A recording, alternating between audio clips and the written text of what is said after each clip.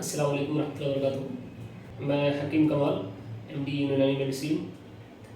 आज हम एक बहुत ही इम्पॉर्टेंट हेल्थ इशू पर बात करने जा रहे हैं, जिसे हम एड़ी का दर्द या इसी तरीके से हील पेन, प्लांटर फेशियाटिस या फिर कैल्केनियस स्पर के नाम से जानते हैं। जैसा कि हम सभी जानते हैं कि आजकल हील पेन की प्रॉब्लम बहुत ही कॉमन होती जा रही है। अगर इसमें स्टडी का डाटा उठा करके आप देखें तो हील पेन ये तकरीबन इंडिया के अंदर 11 से 15% लोगों के अंदर पाया जाता है। ख़ास तौर पर इसके अंदर वो एज ग्रुप के लोग ज़्यादा शामिल हैं जो 40 से 60 साल के दरमियान पाए जाते हैं। इसी तरीके से औरतों के अंदर मर्दों के मुकाबले या मर्दों के कंपैरिजन में ये प्रॉब्लम थोड़ा ज़्यादा कॉमन है, थोड़ा ज़्यादा आम है। हील पेन के उमूमन मतलब पर या हमारे क्लिनिक पर बेशुमार मरीज़ आते रहते हैं और अपनी परेशानियाँ बताते रहते हैं।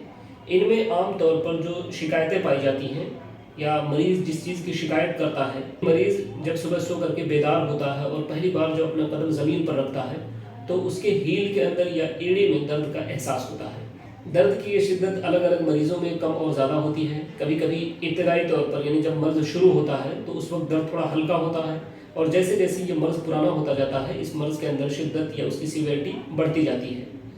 इसी तरीके से दर्द की जो नौयत है, ये मादे की नौयत यानी वहाँ पे कौन सा मैटर इन्वॉल्व है या किस तरह की प्रॉब्लम है, एक्चुअली वहाँ की पैथोलॉजी क्या है, इस पर भी डिपेंड करता है।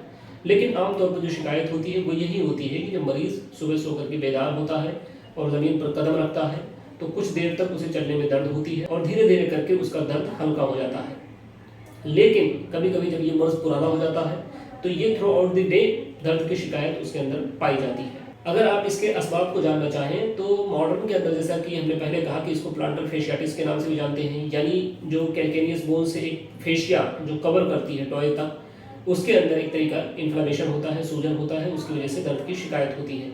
इसी तरीके से जो कैल्केनियस बोन होता है वहाँ पर कैल्शियम का डिपोजिशन होने लग जाता है, जिससे एक बुरी ग्रोथ पैदा हो जाता है, जिसे हम कैल्केनियल स्पर के नाम से जानते हैं। इसकी वजह से भी ये दर्द पाया जाता है।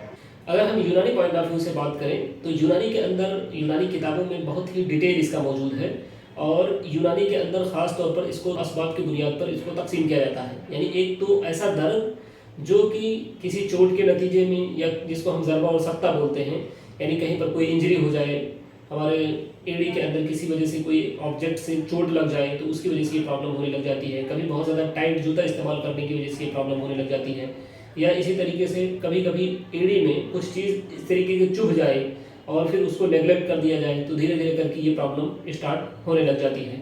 और दूसरी जो एक मुझे बताई गई है उसमें दरअसल अखलाक का गलबे की वजह से ये खराबी बताई जाती है। यानी इसके अंदर तकरीबन 2 तरीके के अखलाक शामिल हो सकते हैं या 2 तरीके के अखलाक की खराबी की बुनियाद पर ये मर्ज़ पैदा हो सकता है।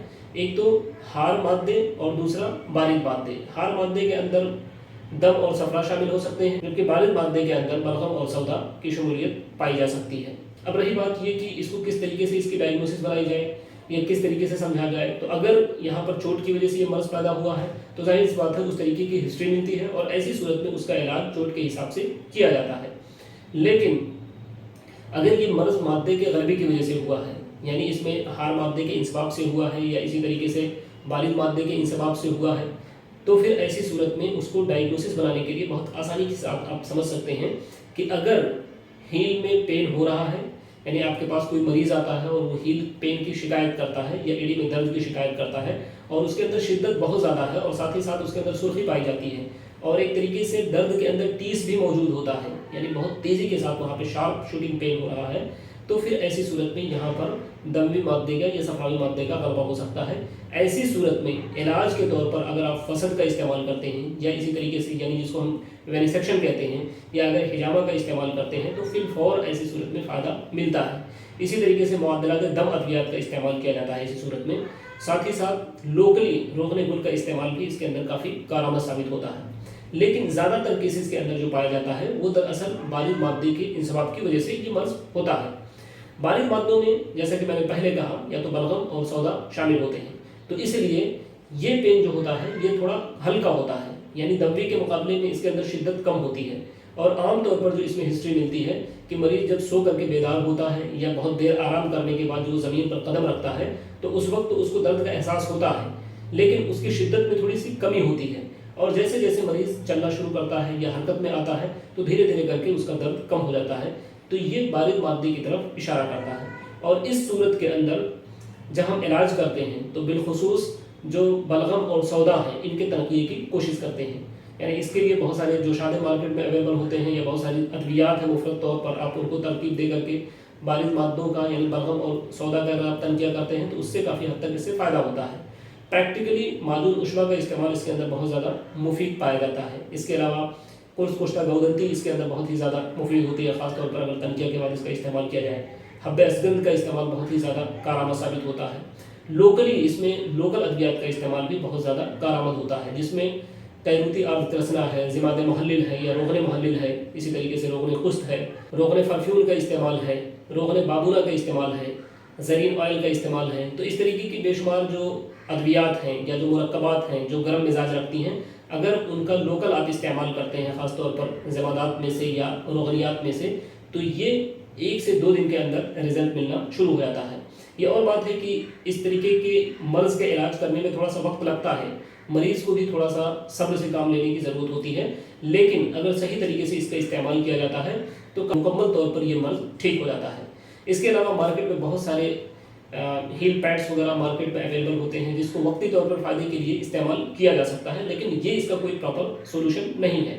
ہمارے یہاں مطلب پر بے شمار اس طریقے کے مریض آتے ہیں اور انہی اصولوں پر جب ہم اس کا علاج کرتے ہیں تو مریض کو مکمل طور پر شفا ملتی ہے.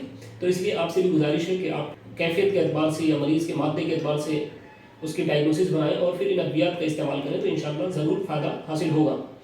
تو دوستوں یہ کچھ مختصر سی چیزیں تھیں جس کو میں نے آپ کے سامنے شیئر کیا. امید کہ آپ کے لیے یہ فائدہ مند ثابت ہوگا.